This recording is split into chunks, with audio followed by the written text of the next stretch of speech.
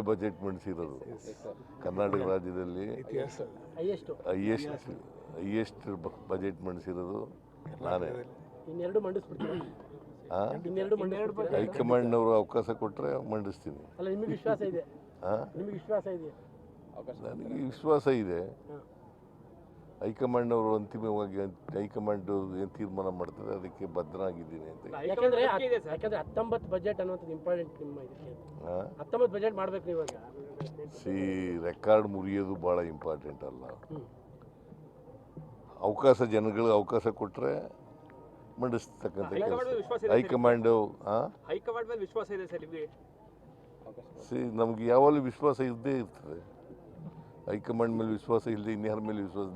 ನಿನ್ನ ಮೇಲೆ ವಿಶ್ವಾಸ ಇಟ್ಕೊಳ್ಳ. ಜನ ನಿಮ್ ಪರವಾಗಿದ್ದಾರೆ, ಹಂಗಾಗಿ ಜನ ನಿಮ್ಗೆ ಆಶೀರ್ವಾದ ಮಾಡ್ಬಿಟ್ಟಿದ್ದಾರೆ, ಹಂಗಾಗಿ ಇನ್ನೆರಡು ಮಾಡ್ಬಿಡ್ತೀರಾ? ಹೈಕಮಾಂಡ್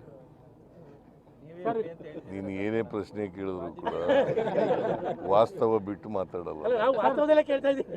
ನೀನು ವಾಸ್ತವದಲ್ಲಿ ಕೇಳ್ತೀನಿ. ಅಲ್ಲಲ್ಲ, ಈಗ ಯಾಕಂದ್ರೆ ಮತ್ತೊಂದು ಶುರು ಮಾಡಿದ್ದಾರೆ ಸರ್, ಬಜೆಟ್ ಆದ್ಮೇಲೆ ಬಿಡ್ತಾರಂತೆ, ಯುಗಾದಿ ಆದ್ಮೇಲೆ ಬಿಡ್ತಾರಂತೆ. ಯಾವ್ದು ಏನಾರ ಹೇಳ್ಕೊಳ್ಳಪ್ಪ. Ultimately high command has to take a decision. High command ಬಿಡು ಅಂತಂದ್ರೆ ಬಿಡ್ತೀನಿ, ಮುಂದುವರಿರಿ ಅಂತಂದ್ರೆ ಮುಂದುವರಿತೀನಿ.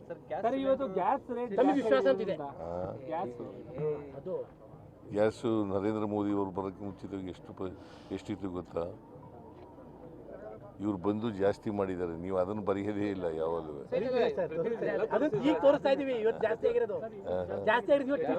ಅದರಿಂದ ಯಾರಿಗೆ ತೊಂದರೆ ಆಯಿತು? ಯಾರಿಗೆ ತೊಂದರೆ ಆಯಿತು? ಬಳಕೆದಾರರಿಗೆ ತೊಂದರೆ ಆಯ್ತಲ್ವಾ? ನಿನಗೂ ತೊಂದರೆ ಆಗಿದೆಯೋ? ನಿನಗೂ ಮತ್ತೆ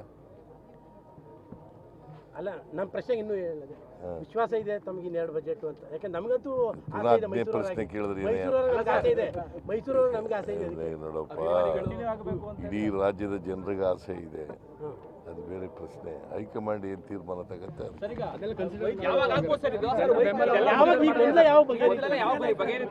ಹೈಕಮಾಂಡ್